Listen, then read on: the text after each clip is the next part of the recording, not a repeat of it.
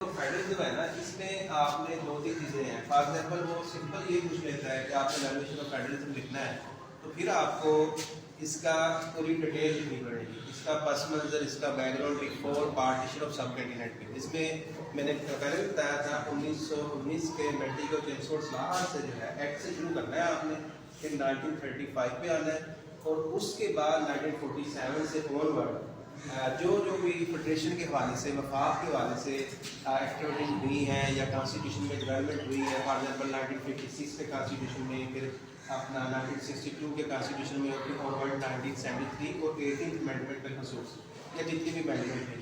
अगर वो सिंपल आपसे ये पूछ लेता है कि federal Pakistan according to 1973 constitution लिखे, फिर आपने इसके पास में जस्ट एक बैकग्राउंड दे देना है, इसका हिस्टोरिकल बैकग्राउंड दे के जस्ट हाफ पेज काफ़ी है, जब हाफ पेज।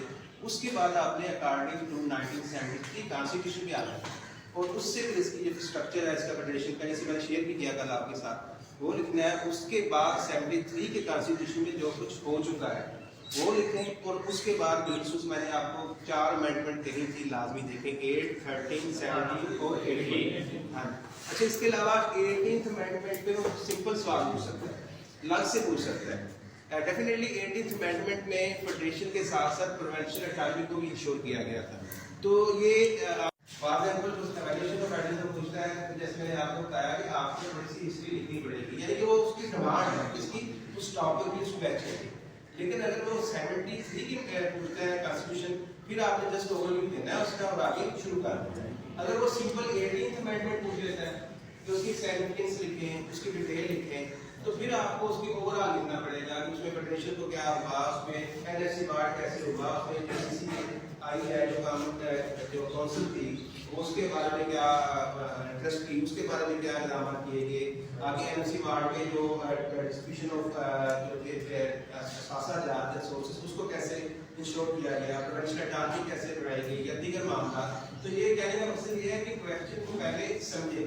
फॉर एग्जाम्पल आप इस पे सिंपल नहीं लिख सकते, इसलिए आपको थोड़ी सी डिटेल हो गई, आसान हो जाता है। बल्कि एक क्वेश्चन है जो उसने पूछ ही लिया, ऐसे कह दिया उसने कि प्रीवियस पेपर था कि 1919 के एक्ट के 1935 का, 56, 62 और 73, वो आपके लिए आसानी होगी कि उसने ऑलरेडी आपको बता दिया कि ये क्वेश्चन टच करना है। अगर नहीं पूछता तो यही आपने सारा लिखना है।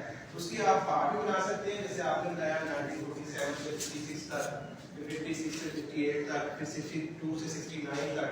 उसमें आप ईस्ट पाकिस्तान की जो सेपरेशन हुई उसका भी जिक्र करें कि फेडरेशन में उसकी क्या रीजन बनी, क्यों वो अलग हुई। तो यानी कि मकसद है कि जो मेन टॉपिक है उसको समझें और फिर उसको आगे लिखें।